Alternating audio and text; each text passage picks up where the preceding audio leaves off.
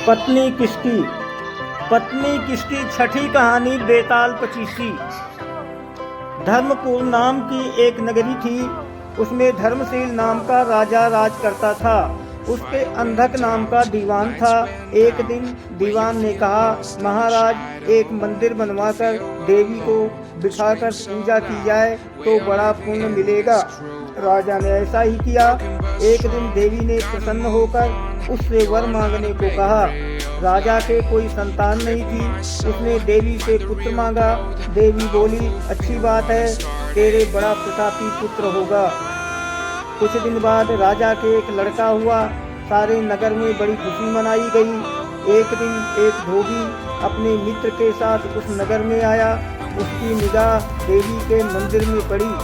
उसने देवी को प्रणाम करने का इरादा किया। उसी समय उसे एक धोबी की लड़की दिखाई दी जो बड़ी सुंदर थी। उसे देखकर वो इतना पागल हो गया कि उसने मंदिर में जाकर देवी से प्रार्थना की, हे देवी, ये लड़की मुझे मिल जाए। अगर मिल गई तो मैं अपना सिर तुझ पर चढ़ा दूंगा। इसके बाद वो हर घड़ी बेचैन रहने लगा। उसके मित्र ने उसके पिता से सारा हाल कहा।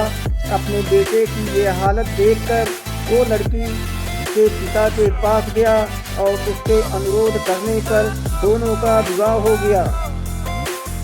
विवाह के कुछ दिन बाद लड़की के पिता यहाँ उत्सव हुआ। उसमें शामिल होने के लिए न्योता आया। मित्र को साथ लेकर दोनों चले। रास्ते में उसी देवी का मंदिर पड़ा तो लड़के को अपना वादा याद आ गया। उसने मित्र और स्त्री को थोड़ी देर रुकने को कहा और स्वयं जाकर देवी को प्रणाम करके इतने जोर से तलवार मारी कि उसका सिर धड़ से अलग हो गया। देर हो जाने पर जब उसका मित्र मंदिर के अंदर गया तो देखता क्या है कि उसके मित्र का सिर धड़ से अलग पड़ा है। उसने सोचा कि ये दुनिया बड़ी बुरी है। कोई ये तो समझेगा नहीं कि इसने अपने आप सिर चढ़ाया है। ये सब यही कहेंगे कि इसकी सुंदर स्त्री को हड़पने के लिए मैंने इसकी गर्दन काट दी है। इससे कहीं मर जाना अच्छा है।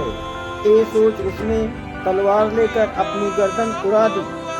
उधर बाहर खड़ी खड़ी स्त्री हैरान हो गई तो वो मंदिर के भीतर गई। देखकर चकित रह गई। सोचने लगी कि दुनिया कहेगी कि ये बुरी औरत होगी, इसलिए दोनों को मार आई। उसके बाद बदनामी से मर जाना अच्छा है, ये सोच उसने तलवार उठाई और जैसे ही गर्दन पर मारनी चाहिए कि देवी ने प्रकट होकर उसका हाथ पकड़ लिया और कहा, मैं तुझ पर प्रसन्न हूँ, जो चाहो तो वर मांगो। स्त्री बोली, हे देवी, तुम दोनों को जिला दो। देवी ने कहा, अच्छा, तुम दोनों के सिर मिलाकर रख दो। घबराहट में स्त्री ने सिर जोड़े तो गलती से एक का सिर दूसरे के धड़ पर लग गया। देवी ने दोनों को जिला दिया। अब वे दोनों आपस में झगड़ने लगे। एक कहता था कि ये स्त्री मेरी है, दूसरा कहता मेरी। बेताल बोला, हे राजन, बताओ कि ये स्त्री किसकी हो गई। राजा ने कहा, नदियों में गंगा उत्तम है, पर्वतों में सुमेरु, वृक्षों में कल्प वृक्ष और अंगों में सिर, इसलिए शरीर पर पति का सिर लगा हो वही पति होना चाहिए। इतना सुनकर बेताल फिर पेड़ पर जा लटका। राजा उसे फिर लाया तो उसने 7वीं कहानी सुनाई। मैं आपको आगे सुनाऊंगा।